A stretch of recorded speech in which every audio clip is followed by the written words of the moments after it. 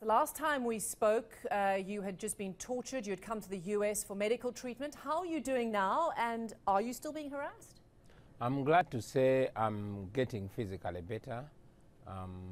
Of course, I am still being harassed at home, but I like not to focus on my harassment as a person. I like to focus on the oppression of the entire population. What do you mean by that? I mean that while the world looks at my brutalization and personal oppression, I know that millions of people go through similar oppression or even worse in Uganda.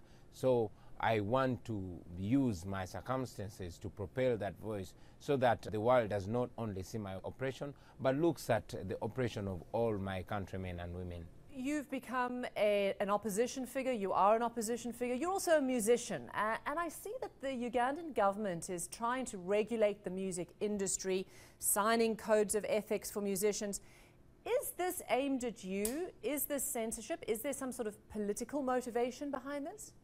Well, the regime in Uganda has always used various approaches to curtail personalities. We must remember that the Public Order Management Act was brought to combat the opposition leader then, Dr. Kizza Besigye.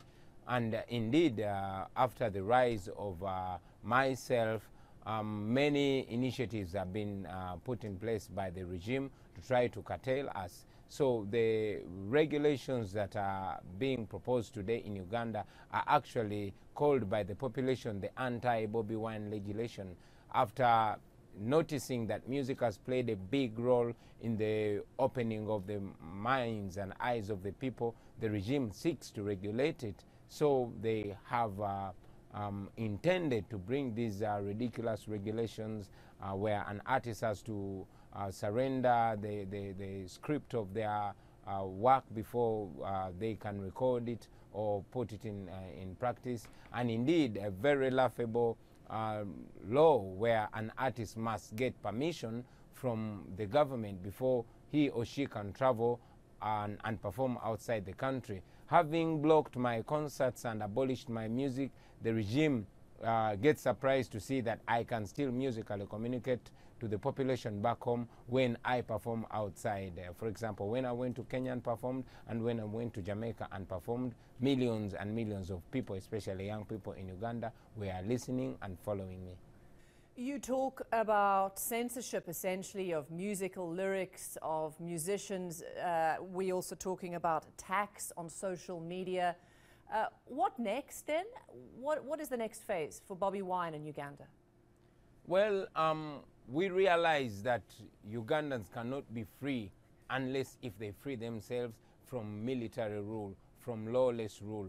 And all that is being championed by President Museveni, who has been in power for the last 33 years and not seeming to want to give Uganda any opportunity for peaceful transition, for peaceful change. So we started a campaign a few months ago calling upon all people of Uganda, especially the young people that have been so apathetic about elections, to go ahead and register themselves and be voters, not just supporters, but voters. And indeed, since the campaign started, we've had a huge response. So many people have been able to register as voters.